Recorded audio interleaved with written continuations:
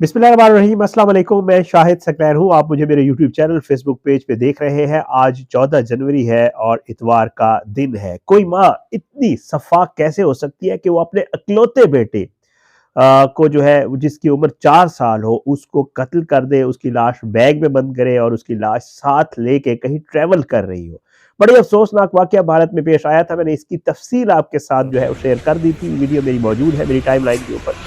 लेकिन इस केस पे एक तो बहुत ज़्यादा अब बात हो रही है हमारे पड़ोसी मुल्क में, और इसकी रीज़न्स जो है वो कुछ सामने आना शुरू हो गई है। कुछ मज़ीद चीज़ें इस केस में सामने आई हैं। एक नोट मिला है पुलिस को जो उस बैग में मौजूद था, जिसमें बच्चे की लाश थी, और ये नोट जो है एक टिश्यू पेपर के ऊपर था। ये आईलाइनर से लिखा गया था जो ख़वातीन अपने मेकअप के लिए इस्तेमाल करती हैं। इस नोट में खातून ने क्या लिखा था और पुलिस अब इस नोट को लेकर आगे क्या करने जा रही है, इस मामले पे आज की इस वीडियो में बात करेंगे। क्योंकि ये कोई आम खातून नहीं थी, मैं आपको पिछली वीडियो में बता चुका हूँ। ये हार्वर्ड यूनिवर्सिटी की पढ़ी हुई थी, इसका अपना बिजनेस था। ये एक एआई कंपनी की सीईओ है।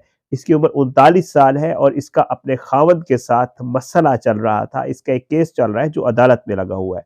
अदालत और खावंद इसको प्रेशराइज कर रहे थे कि ये बच्चा उनके हवाले कर दे, लेकिन ये बच्चे को लेकर एक शहर आई। वहां पे इसने गेस्ट हाउस में क्याम किया और गेस्ट हाउस में क्याम के दौरान मुबैना तौर पे पुलिस ये कह रही है कि इसने अपने बेटी की खुद जान ली, क्योंकि इसने जब गेस्ट हाउस में चेक इन किया था तो इसके साथ बेटा मौजूद था, लेकिन चेकआउट के टाइम जो है इसके साथ बेटा नहीं था, बल्कि ये सिर्फ बैग अपने साथ ले गई थी और इसने हवाई सफर के बजाय रोड पर सफर करने को तरजीह दी थी। ये सारा मामला, इसकी तफसीलात और कुछ नए हकाइक जो सामने आए हैं वो आज की इस वीडियो में आपके साथ शेयर करेंगे।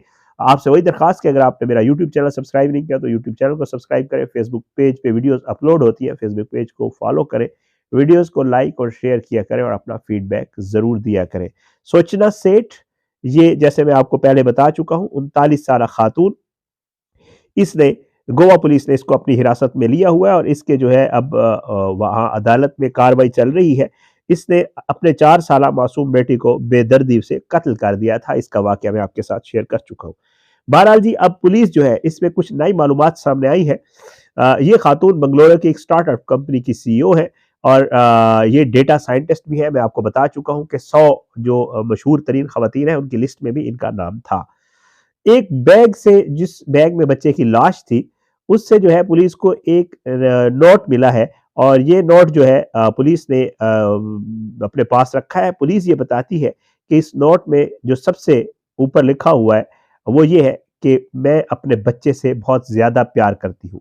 ये नोट जो खवातीन आईलाइनर यूज करती है पेंसिल के तौर पे, उस पेंसिल जो होती है उससे ये लिखा हुआ है और इसको पेन के तौर पे यूज किया गया इस नोट में। पुलिस हुकाम कहते हैं कि जी इस नोट में खातून ने जो मजीद चीजें लिखी हैं वो मैं आपको जो है साथ शेयर कर देता हूँ। इसमें नोट में मजीद इन्होंने लिखा कि अदालत और मेरा शोहर मुझ पर बेटे की हवालगी के लिए दबाव डाल रहे हैं। मैं इसे मजीद बर्दाश्त नहीं कर सकती। मेरा साबिक शोहर मुतशद्दिद है, वो टॉर्चर करने वाला शख्स है, वो बेटे को बुरी अकदार सिखाता है। मैं एहसास जुर्म और मायूसी में मुब्तला हूँ। मैं अपने बेटे से प्यार करती हूँ, लेकिन मैं उसे अपने वालिद से मिलते नहीं देखना चाहती। अच्छा, अब उसके बाद जो है इस सूचना सेठ ने, जब पुलिस ने इसको इन्वेस्टिगेट किया है तो इसने ये नोट लिखने का भी एतराफ़ कर लिया है कि ये वाक़ई उसने अपने हाथ से लिखा था। लेकिन साथ ही मैं आपको पिछली वीडियो में बता चुका हूँ कि ये खातून अपने बेटे के कत्ल का एतराफ़ नहीं कर रही। ये कह रही है कि जी मैं जब कमरे में आई तो बेटे मेरे को किसी ने मार दिया था। ये तस्लीम नहीं कर रही। आल्दो पुलिस जो है वो ये कह रही है कि जी इस खातून ने अपने बेटे के तकिए और तौलिए के साथ गला दबा के, पहले तकिया उसके मुंह पे रखा फिर तौलिए के साथ उसका गला दबा के उसका जो है कत्ल किया था उसको। और उसके बाद उसकी लाश जो है वो लेकर गाड़ी से जा रही थी तो रास्ते में उन्होंने ट्रेस किया, जैसे वो आपको पूरी कहानी में बता चुका हूँ। तो इसको पुलिस ने ट्रेस कर लिया था और ये फिर गिरफ्तार हो गई थी। बहरहाल पुलिस कहती है कि जी सोचना ने अपने शोहर विंकेट रमन के साथ कशीदा तल्लुकात की वजह से अपने बेटे को मुबैना तौर पर कत्ल कर दिया है। पुलिस जो है वो कहती है कि जी जब ये सारा वाकया हुआ और उसके बाद पुलिस ने उसको गिरफ्तार करने की कोशिश की तो इस खातून ने जो है वो अपनी जो कलाई है उससे भी खंजर से जो है काटने की कोशिश की थी, जो कलाई में नसें होती हैं उन्हें काटने की कोशिश की थी। और पुलिस ये कहती है कि वो खंजर भी जो है वो पुलिस ने जो है वो बरामद कर लिया है। और साथ साथ ये मतलब पुलिस ये कह रही है कि शायद ये खुदकुशी करना चाह रही थी, ज़ाहिर है जब बच्चे को, जब इसको पता चल गया कि मैं गिरफ्तार भी होने वाली हूँ और इसने अपनी नसें काटी थी। तो ये है कि जी मीडिया की सुर्खियों में जगह हासिल करने में बड़ी तादाद में लोगों को जो है इसमें सदमे से दो चार किया है। और इसकी जो इंस्टाग्राम पोस्ट्स हैं, वो भी अब कुछ सामने आ रही हैं, वो भी लोग शेयर कर रहे हैं, लेकिन वो जो इंस्टाग्राम पोस्ट्स हैं हैरानकुन तौर पर, उन पोस्ट्स में जो है मैंने भी इसका इंस्टाग्राम का जो अकाउंट है उसको वो किया है, विज़िट किया है, वो हैरानकुन तौर पर अपने बेटे के मोहब्बत जैसे होता है, क्योंकि इनका आपस में मैं आपको बता चुका हूँ इसके खावंद के साथ मसला चल रहा था, ये अलग रह रहे थे, वो मुल्क से बाहर है और अब पुलिस ने उसके खावंद को बुलाया है, वो आ रहा है और ये चाह रही थी कि बेटा इसके पास रहे, खावंद जो है कोशिश कर रहा था अदालत के थ्रू बेटा ले ले। और इसकी जो पोस्ट होती थी जैसे मैं आपको बता रहा हूँ इंस्टाग्राम की, वो बहुत ज़्यादा जैसे बच्चों से मोहब्बत करने वाली होती है या बच्चे की तस्वीर वगैरह और वो सारी चीज़ें भी इसमें इसकी पोस्ट में आपको वाज़े तौर पर नज़र आती हैं। लेकिन हैरानकुन तौर पर जब इसको अदालत में पेश किया गया तो अदालत में जो इंडियन मीडिया है उन्होंने जो है इस पर सवालात की बौछार की है और उसकी वीडियो मौजूद है। और हैरानकुन तौर पर उसमें जैसे मीडिया वालों का कुछ होता है मामला, हम खुद मीडिया वाले हैं कि जी एक अभी तक उसके ऊपर इल्ज़ाम है, इल्ज़ाम साबित नहीं हुआ है। इंडियन पुलिस, गोवा की पुलिस भी यही कह रही है कि जी उस खातून के मुबैना तौर पे उसने अपने बेटे को कत्ल किया है। लेकिन जो इंडियन मीडिया वाले थे वो भी उससे जो है जो उससे पूछ रहे थे, बार-बार जो सवाल कर रहे थे कि जी इस कत्ल की what's the reason behind it, ये जो है मतलब हैरानकुन तौर पर उसे कह रहे थे कि जी आपने अपने बेटे को मारा है, उसके पीछे मकसद क्या था?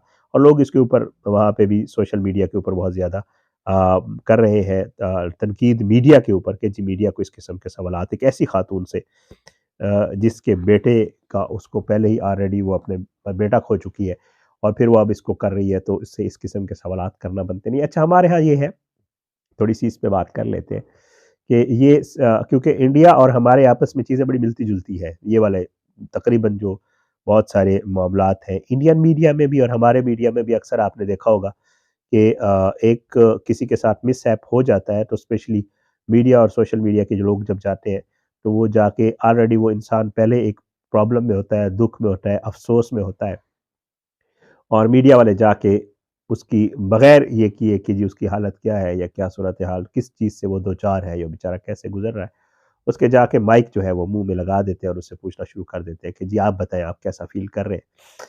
तो इसके ऊपर इंडिया में भी बड़ी जो है तनकीद हो रही है और हमारे यहाँ भी अक्सर व बेशतर जब ये वाक़यात बहुत सारे हुए उसके ऊपर जब मैंने वीडियोज़ की और हमारे काफ़ी दोस्तों ने वीडियोज़ करके उसके ऊपर इस चीज़ को बड़ा हाइलाइट किया कि इस तरह का जो वाक़या होता है उसमें जाके जो विक्टिम्स होते हैं स्पेशली जिन बेचारों के साथ ये इस तरह के अफ़सोसनाक वाक़यात हो चुके होते हैं, इसको तो मैं बेचारा नहीं कह रहा, वैसे कह रहा हूँ।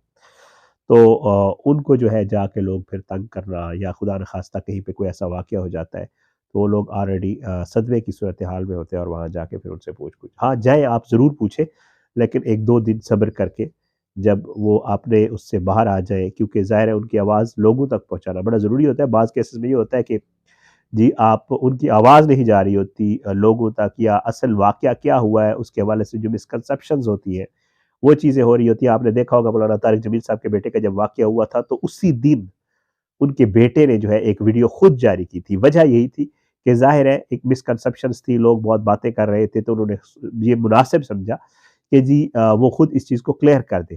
तो इसलिए क्लीयरेंस ज़रूरी होती है, ठीक है होनी चाहिए क्योंकि बहुत सारी फिर थ्योरीज़ चल पड़ती है और बहुत सारी बातें होना शुरू हो जाती हैं। लेकिन इस तरह के जब वाक़यात कोई कोई भी हो, कोई वाक़या हो तो उसके ऊपर जाकर इस तरह जो है जो विक्टिम्स होते हैं या जिन बेचारों के साथ ये मसला हो चुका होता है, उनको जाके इस तरह उनके मुँह में माइक दे के उनसे पूछ लेना कि आप कैसा फ़ील कर रहे हैं, वो मेरा ख़्याल से अख़लाक़ी तौर पे भी दुरुस्त नहीं है और वैसे भी मीडिया एथिक्स में ये चीज़ जो है, वो अच्छी नहीं समझी जाती और नहीं होनी चाहिए।